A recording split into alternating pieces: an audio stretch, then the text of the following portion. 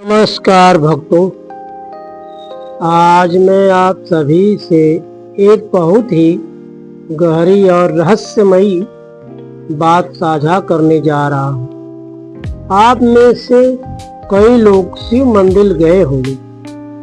जरा याद कीजिए, क्या आपने कभी ध्यान दिया है कि शंकर जी के मंदिर में नंदी के साथ एक कछुए की मूर्ति भी होती है?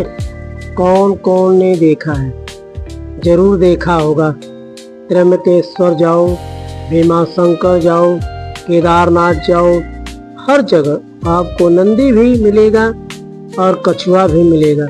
लेकिन सवाल यह है, आखिर शंकर जी के मंदिर में कछुआ क्यों रखा जाता है? क्या कछुआ भगवान शिव को प्रिय है या इसके पीछे कोई गहरा रहस्य छिपा है? भक्तों, इसका उत्तर बहुत ही अद्भुत है। कछुआ हमें जीवन जीने की सबसे बड़ी दिशा देता है। जब कछुए को कोई परेशान करता है, जब उसे खतरा महसूस होता है, तो वह क्या करता है? वह अपनी सभी इंद्रियों को समेट लेता है और शांत होकर मौन हो जाता है। बस यही शिक्षा भगवान शिव हमें देना चाहते हैं। जब दुनिया आपको ताने दे, गाली दे, अपशब्द कहे, तो पलटकर जवाब मत दो, मौन हो जाओ, क्योंकि इस संसार का सबसे बड़ा आभूषण है मौन। चुपचाप रहना कमजोरी नहीं है, यह सबसे बड़ी ताकत है। अब कछुए की दूसरी विशेषता समझिए। अगर आप कछुए को पकड़कर उसकी दिशा बदल भी दो, तो वह कुछ दूर चलने के बाद फिर उसी दिशा में वापस आ जाता है जिस दिशा में वह पहले जा रहा था। यही दूसरी शिक्षा है।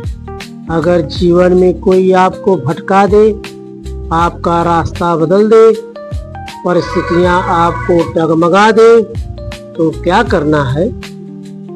फिर से अपने लक्ष्य की ओर लौट आना है।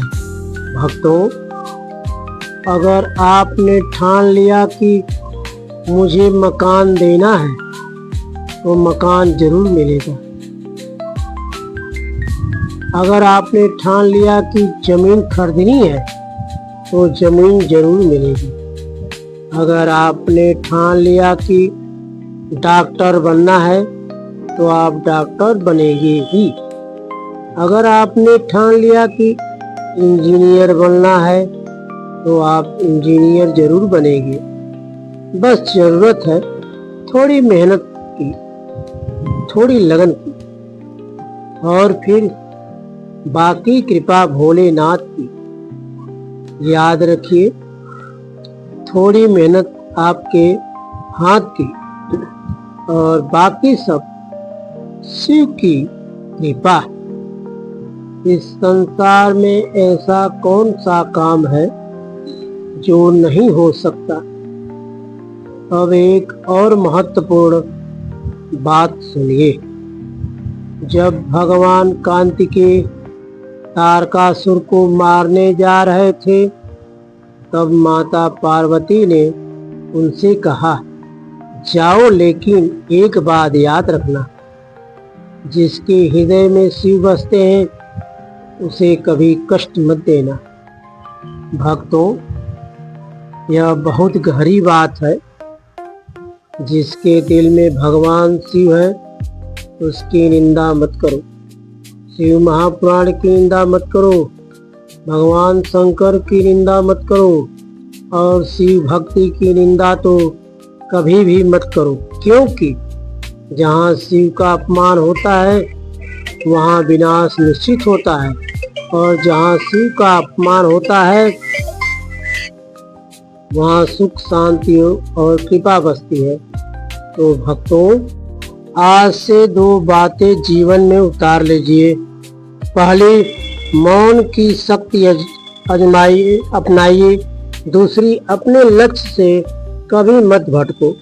बस चलते रहो और भरोसा रखो, भोलेनाथ आपके साथ है। हर हर महादेव।